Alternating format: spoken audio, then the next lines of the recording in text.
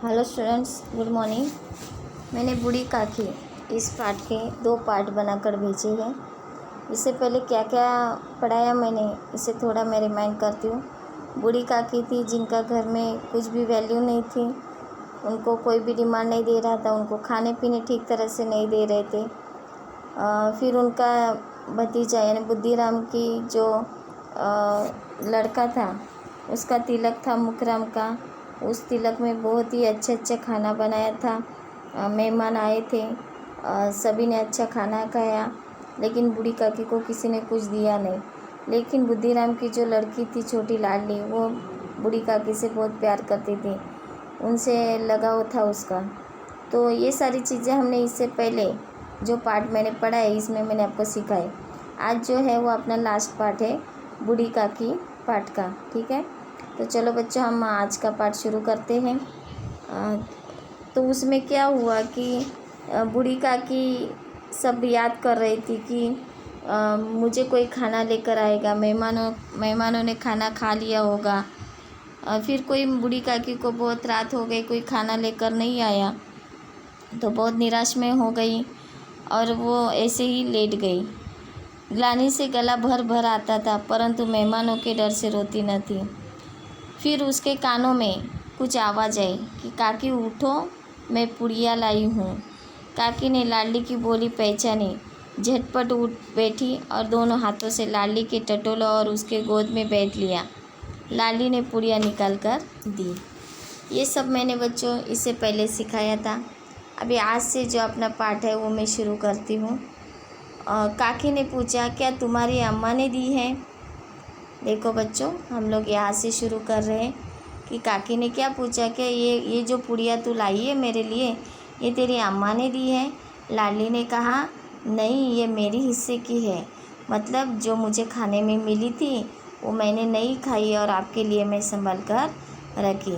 काकी पुड़ियों पर टूट पड़ी।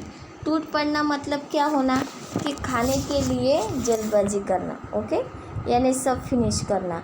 5 मिनट में पिटारी खाली हो गई, यानी जो पुड़ियों की पिटारी थी वो 5 मिनट में खाली हो गई।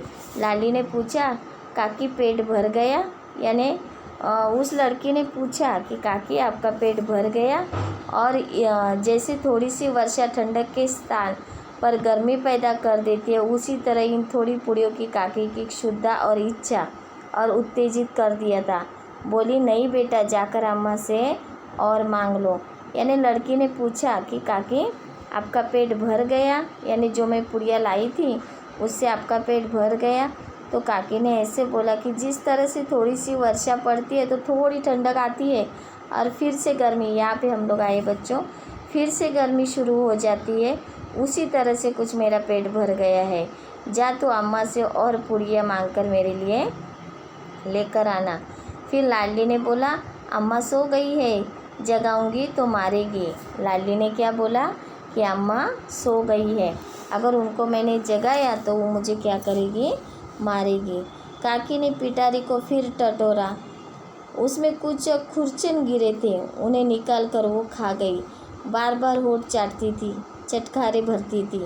हृदय महसूस रहा था कि और पुड़िया कैसे पाऊँ। यानी उनके मन में ऐसा लग रहा था कि मैं और पुड़िया मुझे मिलेगी तो कितना अच्छा रहेगा, और वो किस तरह से मिलेगी वो काकी मतलब सोच रही थी। काकी का ये अधीर मन इच्छा के प्रबल प्रवाह में गया, यानी काकी का मन अधीर हो गया। इस पुड़िया में काकी का मन अधीर हो गया, यानी उनकी इच्छा थी कि और मुझे पुड़िया खाने के मिले तो कितना अच्छा होगा। उचित और अनुचित का विचार जाता रहा। वे कुछ देर तक उस इच्छा को रोकती रही। सहसा लाडली से बोली, मेरा हाथ पकड़कर वहाँ ले चलो जहाँ मेहमानों ने बैठकर खाना खाया। पता चला बच्चों, यानी वो लाडली ने, यहाँ पे आए हम, उस लाडली ने जो खाना दिया, जो पुड़िया दी, उससे उसका पेट नहीं भरा। वो क्या बोली कि तुम मुझे हाथ पकड़कर वहाँ लेकर चलो जहाँ पे उन मेहमानों ने खाना खा लिया है। लाडली उनका अभिप्राय समझ न सके। अभिप्राय मतलब क्या कि उनके मन में क्या चल रहा है, ये यहाँ लाइन पे आए हम लोग कि उनके मन में क्या चल रहा है वो लाडली समझ नहीं पाई।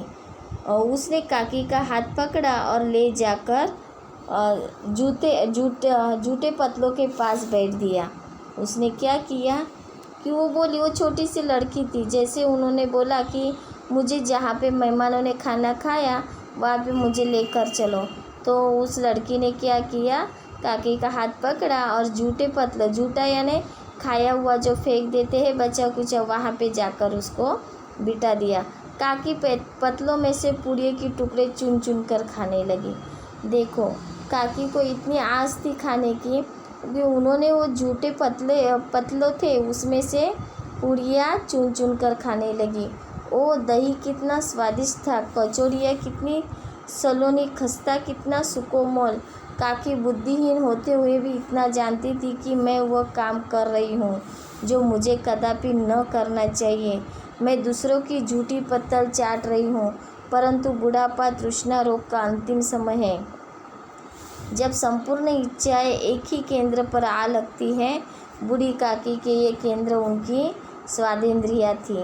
यानी काकी को पता था कि मैं क्या कर रही हूँ। वो बुद्धिहीन थी। बुद्धिहीन मतलब क्या, कि जिनके अंदर कोई बुद्धि न होना, बुद्धि की कमतरता होना है। देखो, ये बुद्धिहीन, वो बुद्धिहीन होते हुए भी वो इतना जानती थी कि मैं किसी का जूठा पतलों से खा रही हूँ, किसका स्वाद कैसा है, कौन सी चीज़ कौन से टेस्ट में कैसी लग रही है। यानी उनकी जो स्वादेंद्रिया थी वो बहुत ही अच्छी थी। ठीक उसी समय रूपा की आंखें खुली। अभी ये रूपा कौन है, उनकी बहू है। उसकी आंखें उसी समय खुल गई। उसे मालूम हुआ कि लाडली मेरे पास नहीं है। क्या हुआ, ये रूपा थी, उनकी आंखें खुल गई और उसे मालूम हुआ कि लाडली यानी उनकी जो लड़की है वो उनके पास नहीं है। चौकी चरपाई इधर उधर देखने लगी, कहीं नीचे तो नहीं गिरी पड़ी। यानी उन्होंने इधर उधर देखा कि सोते सोते वो कहीं नीचे तो नहीं गिर पड़ी। उसे वहाँ न पाकर वो उठी तो क्या देखती रही कि जूठे पतलों के पास चुपचाप खड़ी है और बूढ़ी काकी पतलों पर से पुड़िया के टुकड़े उठा रही है। यानी उसने देखा, उठा कर खा रही है। उसने देखा कि मेरी लड़की कहाँ गई, इधर उधर उन्होंने देखा लेकिन उसको दिखाई नहीं दिया। फिर बाद में उसने देखा कि वो तो जूठे पतलों के बाजू में खड़ी है और बूढ़ी काकी उसमें से पूड़ियाँ उठाकर खा रही है। यानी सोचो बच्चों कि ये जो मैं पाठ आपको पढ़ा रही हूँ इसमें हमें बहुत सारा मोरल लेने को मिलता है। जब मैं पाठ पढ़ाती हूँ तो आपको ये बुक सामने रखनी है, यानी एग्जैक्ट आपको आइडिया आ जाएगी कि मेरी टीचर कौन से पैसेज पे कहाँ पे पढ़ाने आई है। ठीक है, यानी रूपा ने देख लिया कि वो कहाँ है। ये दृश्य देखकर, जिसे देखकर देखने वाले का हृदय यानी रूपा का हृदय सन्न हो गया। सन्न यानी एक ही जगह पे वो चुप हो गई।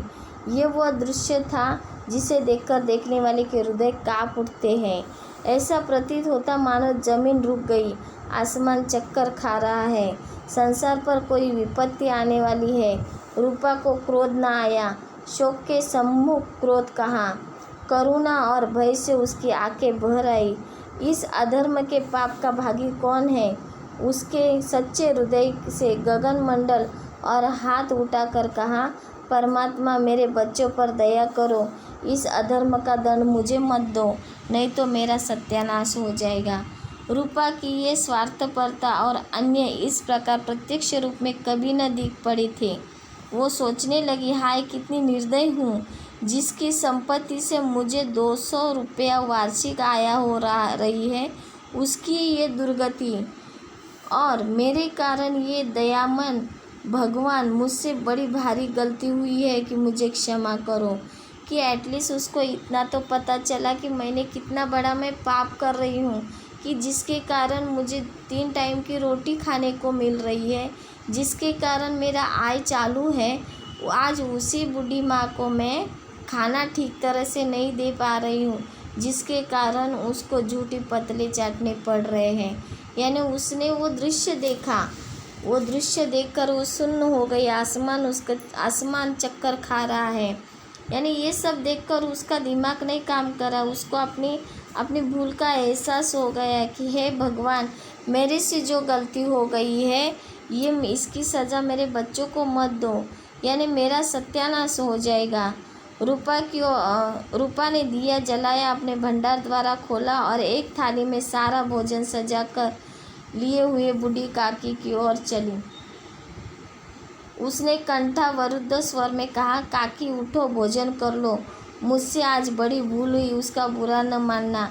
परमात्मा से प्रार्थना कर दो कि वे मेरे अपराध का क्षमा कर दे।